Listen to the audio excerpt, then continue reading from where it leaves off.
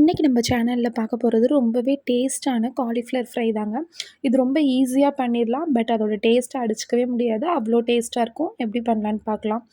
ஒரு பேனில் ஆயில் ஊற்றிக்கோங்க. இதுக்கு கண்டிப்பாக சோம்பு தான் போடணும். அப்போ தான் ஃப்ளேவர் நல்லாயிருக்கும். நான் இதுக்கு பெரிய வெங்காயம் தான் எடுத்திருக்கேன். நல்லா ஸ்லைஸாக கட் பண்ணிக்கோங்க. வெங்காயம் நல்லா டீப் ஃப்ரை ஆகணும். அந்தளவுக்கு நல்லா ஃப்ரை பண்ணி விட்டுக்கோங்க. இப்போ நான் தக்காளி ஆட் பண்ணிக்கிறேன். தக்காளி நல்லா குட்டி குட்டியாக கட் பண்ணி போட்டுக்கோங்க. தக்காளியும் நல்லா ஃப்ரை ஆகணும். தக்காளியும் வெங்காயமும் நல்லா ஸ்மாஷ் ஆயிரணும். அந்தளவுக்கு ஃப்ரை ஆயிரணும். உங்களுக்கு பிடிக்கும்னா நீங்கள் இஞ்சி பூண்டு பேஸ்ட் ஆட் பண்ணிக்கோங்க. இது ஒரு நான்வெஜ் ஃப்ளேவரை கொடுக்கும். நான் இப்போ ஆல்ரெடி பாயில் பண்ண காலிஃப்ளவரை இதில் ஆட் பண்ணிக்கிறேன்.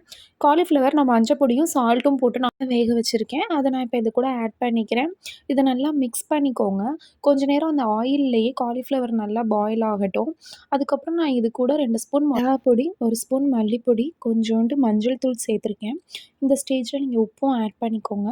ஆட் பண்ணிவிட்டு நல்லா மிக்ஸ் பண்ணிக்கோங்க. அந்த ஆயிலில் நம்ம போட்டிருக்க மசாலா ஐட்டம்ஸ் எல்லாமே நல்லா வேகணும்.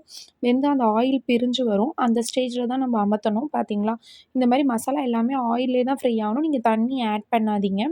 இப்போ சுற்றி வர ஆயில் நல்லா பிரிஞ்சு வந்துடும். உங்களுக்கு காரம் பத்தாட்டி நீங்கள் இன்னும் கொஞ்சம் காரம் கூட ஆட் பண்ணிக்கோங்க. நல்லா அடுப்பை சிம்மில் வச்சுக்கோங்க. சிம்மில் வச்சுட்டு 5 மினிட்ஸ் ஒன்ஸ் இந்த மாதிரி நல்லா மிக்ஸ் பண்ணிக்கிட்டே இருங்க. ரொம்பவே டேஸ்ட்டான காலிஃப்ளவர் ஃப்ரை ரெடி ஆயிடுச்சு. இது சாம்பார் சாதம், தயிர் சாதம், லெமன் ரைஸ்க்குலாம் ரொம்பவே பர்ஃபெக்டான காம்பினேஷனாக இருக்கும். ட்ரை பண்ணி பாருங்கள்.